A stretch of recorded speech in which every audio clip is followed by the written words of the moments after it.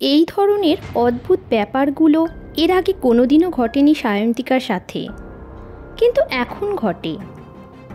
ব্যাপারগুলো একের পর এক এমনভাবে ঘটছে তার জীবনে যে সে বেশ বুঝতে পারছে গত 1 মাস ধরে।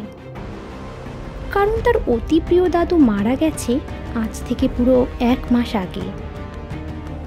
দাদু তার জীবনের একটা বিরাট অংশ জুড়ে বর্তমান ছিল, এখন অতীত।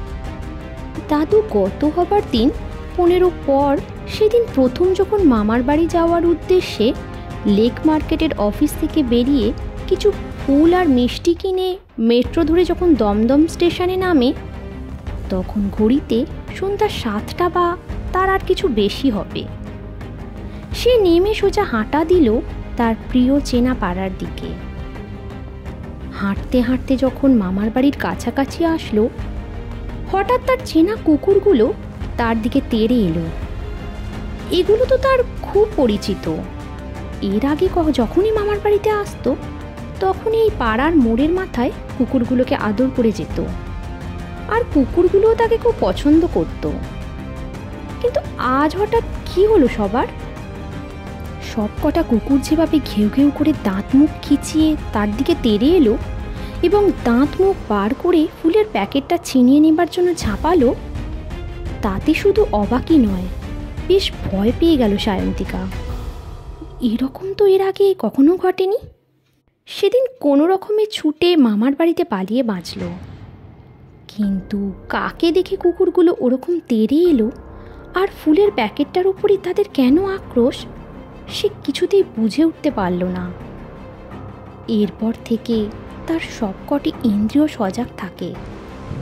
সেদিন অফিস থেকে বাড়ি পৌঁছে কোনো রকমে হাত পা ধুয়ে বিছানায় গা এলিয়ে দিল সে। দাদুর জন্য তার বুকের মধ্যে কষ্টটা সত্যি দলা পাকিয়ে কান্না হয়ে ঝরে পড়ল তার দু চোখ বেয়ে। মনে মনে বলল, দাদু আমাকেও নিয়ে যাও তোমার কাছে, তোমাকে ছাড়া আমি সত্যি বাঁচব না। সেদিন অফিসের কয়েকজন সহকর্মীকেও কথাগুলো সে বলেছিল। কবে যাব, কিভাবে যাব দাদুর কাছে? সৌমেনদা এক ধমক দিয়ে বলেছিল যে এইসব চিন্তা মাথা থেকে বের কর, আর যেতে চাইলেই যাস, তবে আজ থেকে 70 বছর পর। শুনে হেসেছিল সায়ন্তিকা। আজ অফিস থেকে ফেরার সময় কালীঘাট মেট্রো স্টেশনে ভিড় হয়েছিল খুব।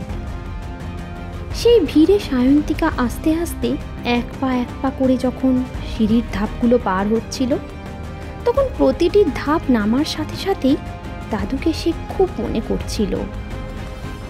সেই কারণে কিছুটা আনমনা ছিল। সেই সুযোগে এক মাঝবয়সী লোক তার গা ঘেঁষে হাঁটছিল আর বারবার ইচ্ছে করে তাকে ধাক্কা দিচ্ছিল।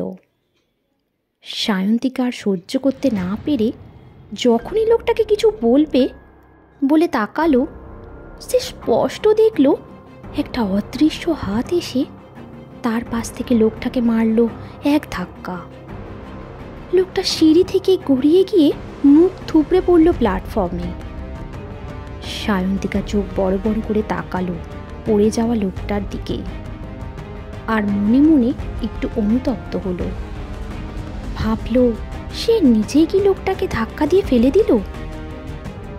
ঠিক এমনই সময় তার অতি আদরের দাদুর গলার আওয়াজ ফিসফিস করে বলল, দিদি ভাই ভয় নেই, আমি আছি, আমি থাকবো।